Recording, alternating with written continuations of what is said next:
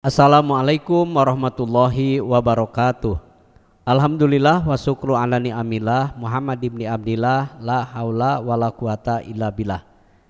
Pendengar dan pemirsa Mutiara Pagi RRI Bandung dimanapun Anda berada, bahagia sekali pagi hari ini kita berjumpa kembali di Mutiara Pagi bersama narasumber kami Ustazah Yuyu Sri Rahayu.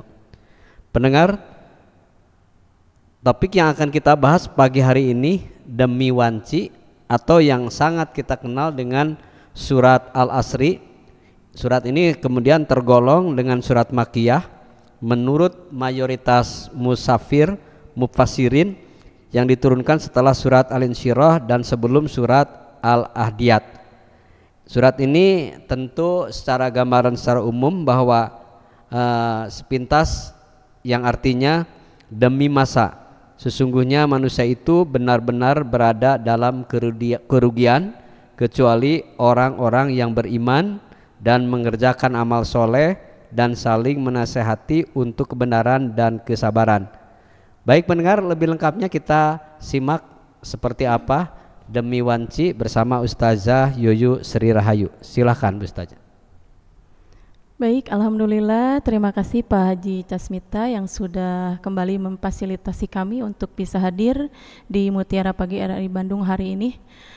Bismillahirrahmanirrahim. Assalamualaikum warahmatullahi wabarakatuh.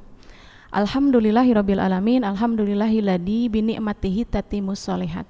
Asyhadu an la ilaha illallah wahdahu la syarikalah wa asyhadu anna Muhammadan abduhu wa rasuluhu alladzi la nabiyya ba'da. Allahumma sholli ala sayyidina Muhammad wa ala ali sayyidina Muhammad wa ala alihi wa ashabihi wa man tabi'ahum bi ihsani ilal yaumil qiyamah. Rabbi shrah li sadri wa yassir li amri wahlul 'uqdatam min lisani yafqahu qawli wa ba'du. Asbahna wa asbahal mulku lillah subhanaka la ilma lana illa ma 'allamtana innaka antal alimul hakim. Faqala Allahu ta'ala fi kitabihil karim wa huwa asdaqul qailin a'udzubillahi minasyaitonir rajim. Bismillahirrahmanirrahim. Wal asri innal insana lafi husr illal ladzina amanu wa amilus solihati wa tawassaw bil haqq wa tawassaw bis sabr. Ayah sadaqallahul adim.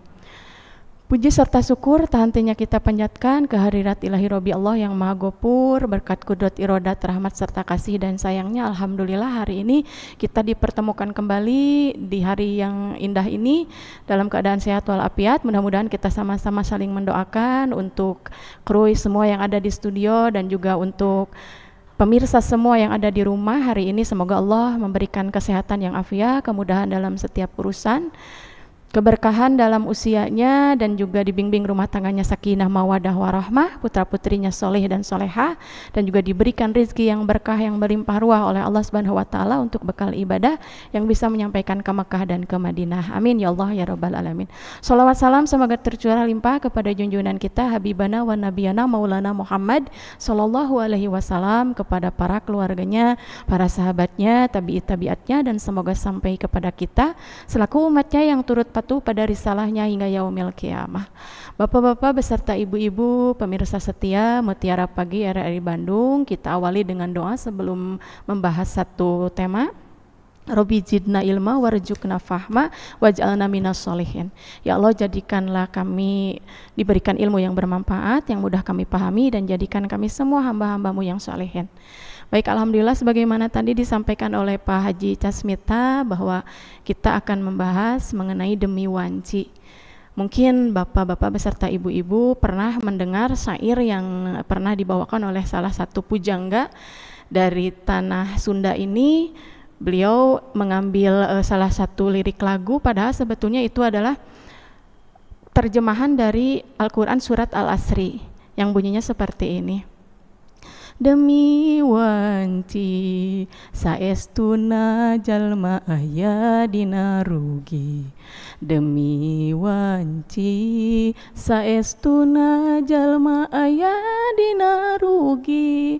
Iwal anu iman, iwal anu soleh, nu silih wasiatan dina kabeneran, nu silih wasiatan dina kesabaran. Masya Allah, tabarakallah, walaupun itu bentuknya lirik lagu, tapi makna yang terkandung di dalam lirik lagu tersebut, Masya Allah, kalau diartikan ke dalam bahasa Indonesia, artinya adalah demi waktu. Sesungguhnya manusia itu ada dalam kerugian, kecuali orang-orang yang beriman, beramal soleh, dan yang mau saling nasihat menasehati di dalam kebenaran, dan saling nasihat menasehati di dalam kesabaran. Nah, itu adalah surat Al-Asri, di mana di ayat pertama Allah bersumpah demi waktu. Karena di dalam Al-Quran sesungguhnya Allah itu bersumpah dalam beberapa waktu gitu ya. Ada yang berbunyi walail, wal nahar, wal fajri, wal duha gitu, karena memang sebegitu pentingnya waktu untuk seorang manusia gitu. Karena waktu itu adalah wadah dari perbuatan kita, wadah dari keseharian kita, bagaimana kita mengisi waktu tersebut. Waktu itu dimulai dari subuh hari, pagi hari, kemudian masuk ke siang, sore, malam, itu semuanya itu adalah ada dalam satu wadah yang dinamakan dengan waktu. Waktu pun juga tersebut adalah bisa menggambarkan tentang satu kebahagiaan, kegembiraan, kesenangan, ataupun bahkan ada hal yang menyedihkan atau tidak mengenakan, juga itu ada dalam salah satu wadah yang dinamakan dengan waktu. Nah, kemudian Allah di sana di ayat pertama di surat Al-Asri tadi yang kita bacakan, wal asri, itu adalah demi waktu, dan para mufasir menjelaskan demi waktu tersebut ada beberapa arti yang lain. Di antaranya yaitu adalah sore hari dan juga waktu asar. Nah, kenapa Allah mengistimewakan sore hari dan juga waktu asar? Sebagaimana di dalam ayat suci Al-Quran dijelaskan, yaitu di dalam surat Al-Ahzab ayat 41 dan 42, yang bunyinya adalah ya ayyuhallazina amanu dzkurullaha dzikran katsiran. Wahai orang-orang yang beriman, maka ingatlah engkau kepada Allah dengan sebanyak-banyak ingat. Itu, nah di sana kita diperintahkan untuk berzikir, untuk mengingat Allah. Dan kemudian di ayat 42-nya surat Al-Ahzab, wasabbihuhu bukrata wa asila, maka bertasbihlah pada waktu pagi dan petang. Nah, di sana petang, sore hari, maka Al-Asri ini bisa diartikan juga oleh para mufasir itu adalah sore hari. Begitu pentingnya sore hari sehingga berkaitan juga dengan waktu asar, sholat asar, sehingga di dalam surat Al-Baqarah juga 238 Allah di sana juga menjelaskan kepada kita bahwa hafidu sholata wa sholatul wusta, jagalah sholat oleh kalian, sholat fardu, dan termasuk di dalamnya itu adalah sholat wusta atau sholat asar.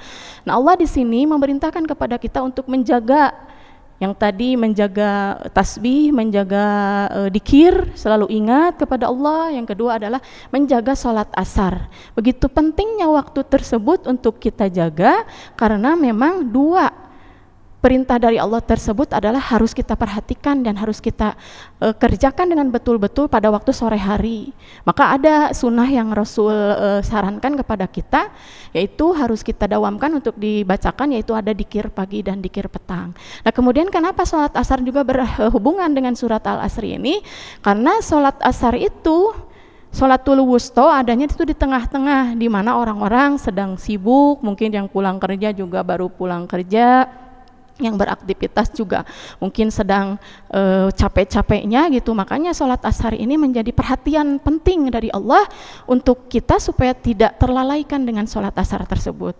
Utamakan sholat asar. Kenapa? Karena pada waktu asar tersebut para malaikat itu menyetorkan harian amal dari seseorang itu adalah pada waktu asar. Maka apabila amal ibadah di hari itu oleh kita kerjakan gitu, maka disetorkannya kepada Allah oleh para malaikat itu ada di waktu asar.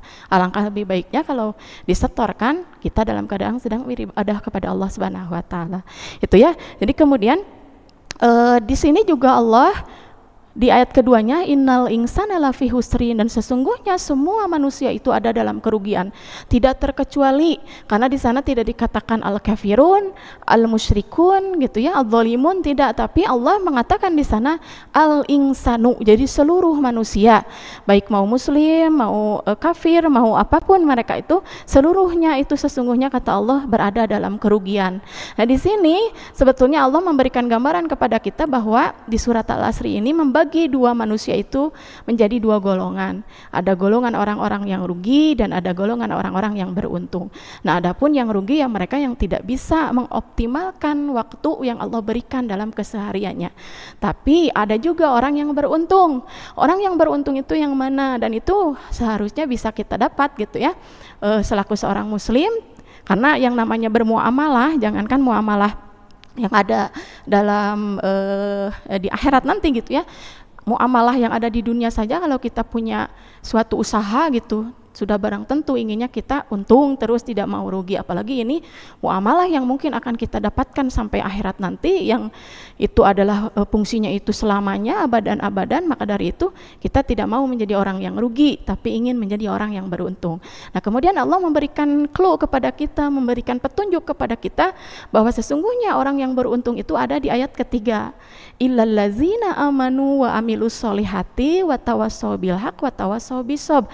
Nah, di sana ada 4 poin supaya kita menjadi orang yang beruntung dan tidak menjadi orang yang rugi.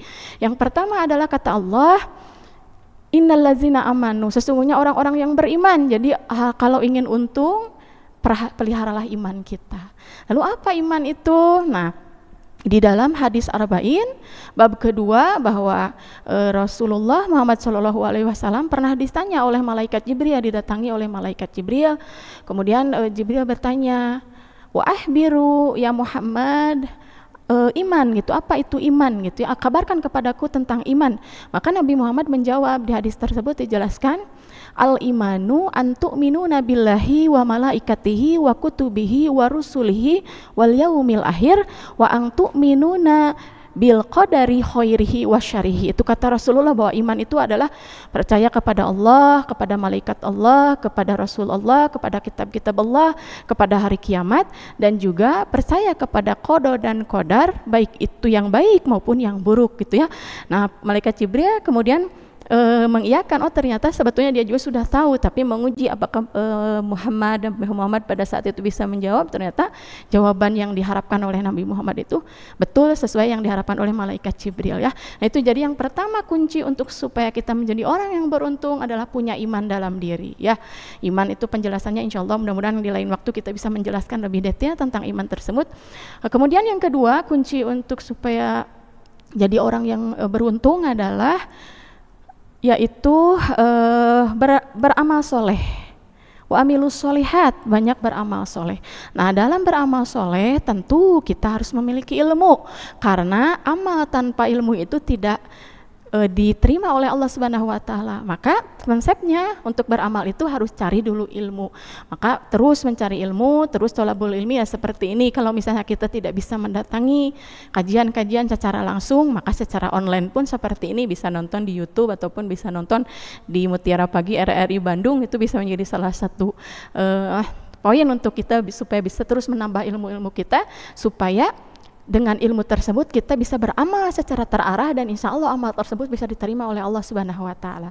Yang berbanyak amal soleh supaya menjadi orang yang beruntung. Dan yang ketiga poinnya kata Allah adalah wa amilus solihat wa tawassaw bil haq wa tawassaw bisob, yaitu saling nasihat menasehati di dalam kebenaran. Itu jadi saling nasihat menasehati baik dalam kebenaran maupun dalam kesabaran. Dan yang keempat dalam kesabaran, karena para sahabat Rasul zaman dahulu itu mereka itu kalau bertemu itu pasti mereka itu membicarakan tentang kebaikan-kebaikan, membicarakan tentang nasihat-nasihat, membicarakan tentang kebenaran-kebenaran, saling menasihati dalam kesabaran gitu ya. Karena apabila sahabat Rasul itu bertemu gitu ya, ini yang dikatakan asar ya. Kalau hadis itu adalah perilaku, ucapan dan juga tingkah laku dari Rasul. Kalau ini adalah asar, namanya asar itu adalah perilaku atau tingkah laku, perbuatan, ucapan dari para sahabat. Nah, ini juga ada dalam hadis Tabrani yang dikatakan bahwa seperti ini, kalau sahabat Rasul itu bertemu dua orang kemudian mereka itu mau berpisah, mereka tidak akan berpisah dan melepaskan genggaman tangannya kedua orang tersebut sebelum mereka itu saling membacakan surat wal asri ini gitu ya. Maka dari itu bisa poin untuk kita bahwa kalau bertemu antara satu sama lain sesama muslim, sebelum berpisah, sebelum berjabat tangan, maka dua-duanya saling membacakan surat al asri ini gitu. Ini adalah asar dari para sahabat, contoh untuk bisa kita tiru gitu ya. Jadi itu poin yang Allah berikan kepada kita supaya kita menjadi orang-orang yang beruntung. 1, punya iman. 2, beramal soleh yang banyak. 3, saling nasihat menasehati dalam kebenaran. Dan 4, saling nasihat menasehati di dalam kesabaran. Karena waktu itu punya karakteristik dari waktu itu sendiri adalah waktu itu cepat berlalu. Dan biasanya kalau sudah berlalu waktu itu tidak bisa kembali gitu ya. Kalau kata bahasa Jermannya mah nasi sudah menjadi bubur gitu ya. Jadi tidak bisa kembali, maka dari itu optimalkan waktu tersebut, manfaatkan waktu tersebut dari Allah, karena orang yang beruntung itu adalah orang yang bisa memanfaatkan waktu yang diberikan oleh Allah. Dan waktu itu semua orang juga sama, diberikannya 24 jam. Tidak ada yang Allah kurangi, tidak ada yang Allah tambahkan. Manusia semuanya diberikan waktu sehari semalam 24 jam. Namun siapa yang bisa memanfaatkan, siapa yang bisa mengoptimalkan waktu tersebut, diisi dengan amal soleh dan kebaikan-kebaikan. Contoh, kita ambil contoh Abu Bakar dan Abu Lahab. Abu Bakar sama usianya dengan Abu Lahab, sekitar 60 tahunan kita taruh ya. Tapi apa yang didapat oleh Abu Bakar dengan usia tersebut, dia menjadi ahlu surga.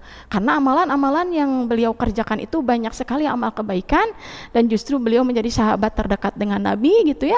Maka surga lah jaminannya. Tapi Abu Lahab, karena dia tidak mau mengikuti risalah Rasul, tidak mengikuti ajaran yang dibawa oleh ponakannya gitu ya, karena Abu Lahab itu adalah paman dari Nabi Muhammad, apa yang terjadi kepada beliau, kepada dia gitu ya, ahlunar gitu, jadi ahlu neraka. Maka dari itu bisa dilihat bahwa sesungguhnya sama usianya, tapi mana yang menjadi istimewa atau mana yang menjadi berhasil, beruntung, mana yang menjadi orang yang rugi. Atau contohnya saya misalnya punya usianya 40 tahun gitu ya, ada juga teman yang 40 tahun. Mungkin di antara kami itu 40 tahun itu ada yang sudah hafal 30 juz, ada yang mungkin hafalnya juz 30, ada mungkin yang hafalnya cuma 3 surat gitu ya. Nah itu kan sama-sama sebetulnya mah usianya mah 40 tahunan gitu, tapi ternyata kapasitas atau kualitas kemampuan untuk menghafal Al-Qur'annya itu justru bisa dilihat dari sana, oh mana yang sebetulnya lebih mengoptimalkan waktunya untuk menghafal, dan mana yang biasa-biasa saja, menganggapnya hal yang biasa gitu ya. Itu menjadi ibrah dan pelajaran untuk kita gitu ya. Nah jadi karakteristik waktu itu seperti itu. Dan kemudian pandangan mengenai waktu ini adalah ada beberapa pandangan, contohnya dari orang Barat ya. Kalau orang Barat mengenai waktu itu, mereka berkata time is money gitu ya, waktu adalah uang. Maka karena mereka mengidentifikasikannya itu waktu adalah uang, materialistis gitu ya, maka segala sesuatu mereka pandang itu adalah dengan uang, dengan materi, dengan harta gitu. Jadi kalau melihat seseorang yang mungkin ekonominya lebih rendah dari dia, maka menyepelekan gitu, karena mereka menganggap adalah waktu adalah uang. Beda dengan orang Arab juga. Orang Arab itu adalah mengatakan bahwa kata mereka al-waktu kasaifi, waktu itu adalah ibarat pedang gitu ya kata mereka. Maka mereka juga memanfaatkan waktu tersebut supaya tidak tertusuk dengan waktu tersebut, maka harus kita isi dengan hal-hal yang berguna. Beda dengan juga pemahaman atau pandangan dengan orang muslim, karena orang muslim itu menganggap bahwa waktu itu adalah sesuatu yang istimewa, nikmat dari Allah yang harus kita syukuri. Kemudian nikmat tersebut juga biasanya sering dilupakan ya, yang namanya waktu itu sering dilupakan oleh kita gitu, karena kadang kita jarang memanfaatkan atau waktu-waktu luang yang mungkin sudah ada waktu luang digunakan dengan hal-hal yang mungkin kurang bermanfaat ataupun kurang berguna gitu ya. Maka dari itu mulailah cerdas dari sekarang memanfaatkan waktu tersebut, pilih dengan hal-hal atau isi dengan hal-hal yang lebih berguna gitu ya. Karena ada cara juga ya untuk mengoptimalkan waktu supaya kita tidak termasuk orang yang rugi, tapi termasuk orang yang beruntung. Maka beberapa cara ini mudah-mudahan bisa kita coba gitu ya. Yang pertama adalah jangan biarkan waktu itu cepat berlalu tanpa kegiatan yang positif gitu ya. Jadi sebagaimana dalam hadis juga Rasul bersabda, igtanim homsan qobla homsin gitu ya, manfaatkanlah 5 perkara sebelum datang 5 perkara. Nah kita ambil satu poin saja, wa parogoka qobla suglika, waktu luangmu sebelum datang waktu sibukmu. Maka sebelum kita sibuk, ada waktu luang, manfaatkan waktu luang tersebut untuk berbuat kebaikan, untuk mencari ilmu, untuk saling menasehati, untuk saling menasehati dalam kesabaran juga gitu ya. Jadi terus manfaatkan waktu tersebut supaya tidak berlalu begitu saja, tapi justru diisi dengan hal-hal yang bermanfaat dan berguna. Itu peringatan dari Rasul ya, bahwa sebelum waktu sibuk kamu, waktu luangmu manfaatkan. Karena biasanya kalau misalnya ibu-ibu ya, kalau banyak kegiatan di rumah, banyak kerjaan rumah gitu, tapi ada kajian, lebih baik ke kajian dulu. Kalau yang namanya kerjaan rumah tidak beres-beres, nanti juga bisa dikerjakan di lain waktu. Tapi kajian, waktu itu Allah sudah menyeru kita untuk thalabul ilmi, maka hadiri dulu kajian tersebut. Itu yang pertama, cara mengoptimalkan waktu. Jangan biarkan waktu itu berlalu tanpa kegiatan yang bermanfaat. Yang kedua yaitu jangan tunda-tunda kebaikan dan amal soleh gitu. Sekiranya pekerjaan itu bisa dikerjakan hari ini, jam ini gitu ya, laksanakan segera. Jangan sampai kita SKS ya, kalau SKS itu ada tugas gitu ya, sistem kebut semalam, jadi kerjaannya tuh dikebut, akhirnya yang terjadi tidak optimal hasilnya. Tapi kalau dari waktu luang kita manfaatkan, dikerjakan sedemikian rupa, di planning sedemikian rupa supaya hasilnya bagus, maka nanti hasilnya pun akan optimal dan bagus. Yang ketiga adalah manfaatkan waktu-waktu istimewa. Cara mengoptimalkan waktu itu adalah manfaatkan waktu-waktu istimewa. Contohnya misal kita bertemu dengan bulan Ramadan. Di bulan Ramadan itu ada hari-hari istimewa, contohnya malam Lailatul Qadar. Maka kalau kita ingin menjadi orang yang beruntung, manfaatkan waktu tersebut. Malam Lailatul Qadar itu adalah lebih baik dari 1000 malam. Maka di 10 hari terakhir bulan Ramadan itu manfaatkan untuk lebih memperbanyak sholat gitu ya, sholat-sholat sunat, lebih memperbanyak tilawah, bacaan ayat-ayat suci Al-Quran. Optimalkan dan cari malam Lailatul Qadar itu supaya pahala yang justru Allah berikan itu setahun sekali kita dapatkan. Atau hari Arafah, kita berpuasa di hari Arafah gitu ya, karena hari Arafah itu juga terjadinya juga dari 1 tahun itu cuma 1 hari gitu. Masa kita berpuasa 1 hari tidak mampu, supaya pahala-pahala yang Allah berikan itu kalau kita berpuasa 1 hari di hari Arafah itu dihapuskan dosa 1 tahun ke belakang dan 1 tahun ke depan gitu. Masya Allah. Maka ambil, optimalkan waktu yang Allah berikan, waktu istimewa itu untuk kita, maka ambil oleh kita itu ya.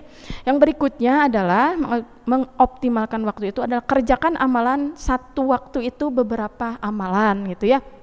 Contohnya misalkannya seperti kita punya warung, nah sambil nunggu warung, muamalah dunianya dapat, akhiratnya juga dapat. Contoh dengan membaca ayat suci Al-Quran atau dengan memperbanyak berzikir gitu ya. Pilih amalan-amalan kebaikan supaya menambah. Atau kita hadir di majelis ilmu, ilmunya dapat dari guru kita, tapi hati kita pun juga tetap berzikir kepada Allah. Satu waktu tapi amalan kita bisa dobelkan gitu ya, seperti itu. Kemudian lakukan yang lebih bermanfaat atau bermanfaat untuk orang banyak. Contohnya kita bersedekah gitu ya, manfaatnya itu kerasa oleh orang banyak gitu. Itu manfaatkan waktu tersebut supaya bermanfaat. Misalnya kita sedekah tapi sedekahnya itu dirasakan oleh orang banyak gitu ya, atau kita memberikan sesuatu ilmu kepada majelis gitu ya, berdakwah, ilmunya itu bisa diamalkan atau dirasakan oleh orang banyak. Nah itu manfaatkan untuk waktu itu untuk bisa bermanfaat untuk orang banyak. Yang berikutnya adalah miliki skala prioritas dan utamakan yang lebih penting, serta buat rencana dan tujuan kedepannya itu kita mau apa. Contohnya misalnya tahun depan 2025 mau umroh gitu ya. Nah maka dari sekarang mulai di planning, di program, oh kalau mau umroh berarti harus nabung dulu, harus punya simpanan gitu supaya nanti terrealisasi dan juga bisa terlaksana gitu. Nah maka dari itu alhamdulillah kalau kita semua bisa mengoptimalkan waktu-waktu yang tadi disebutkan dari poin 1 sampai poin 7, mudah-mudahan kita termasuk hamba-hamba Allah yang beruntung, tidak menjadi hamba Allah yang rugi gitu ya. Dan itu sesungguhnya yang kita cari, dan Allah sesungguhnya sudah memberikan tanda-tanda atau ciri-ciri kepada kita, tinggal kita saja cerdas memilih dan mengoptimalkan waktu tersebut gitu. Itu mungkin Pak Haji. Baik pendengar, terima kasih Anda masih bersama kami di Mutiara Pagi RI Bandung. Alhamdulillah wa syukuran ni'amillah, pagi hari ini kita begitu banyak mendapat ilmu dari Ustazah Yuyu Sri Rahayu Demi Wanci yang akhirnya mendekati waktu kita untuk kesimpulan. Ustazah silakan. Ya, alhamdulillah. Jadi kesimpulan untuk hari ini, Allah sudah memberikan warning ya, sebetulnya warning kepada kita bahwa waktu itu adalah wadah dari segala perbuatan yang kita kerjakan di keseharian kita itu. Maka di waktu itu kita pilih mau jadi orang-orang yang rugi atau orang-orang yang beruntung. Maka kalau ingin menjadi orang yang beruntung, 4 poin yang Allah tadi perintahkan kepada kita, jadi orang yang beriman, melakukan amal soleh, saling nasihat menasehati dalam kebenaran, dan saling nasihat menasehati dalam kesabaran, itu juga harus kita ambil, kita pegang. Dan juga ingatlah bahwa waktu itu cepat berlalu, waktu itu adalah modal utama untuk kita. Kemudian sama sebetulnya semuanya juga diberikan waktu itu 24 jam, manfaatkan semuanya itu sebelum datang hal-hal 5 perkara, sebelum datang 5 perkara, maka manfaatkanlah hal-hal yang kiranya berguna untuk kita mengoptimalkan waktu kita. Nah, kemudian cara mengoptimalkan waktu tadi juga yang 7 poin ya, kita pegang juga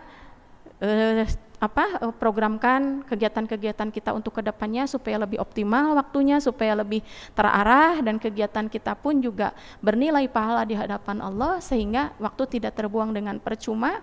Maka sumpah Allah yang ada di dalam ayat suci Al-Quran tersebut sesungguhnya peringatan untuk kita, tapi insya Allah kita bisa mengoptimalkan waktu sehingga kerugian-kerugian itu bisa terhindar dari diri kita. Itu saja Bapak-bapak beserta Ibu-ibu pemirsa setia Mutiara Pagi RRI Bandung. Mohon maaf apabila ada yang kurang berkenan di hati pemirsa semua. Yang benar itu mutlak dari Allah Subhanahu wa taala, dan yang salah adalah murni kekurangan kefakiran dari ilmu yang saya miliki.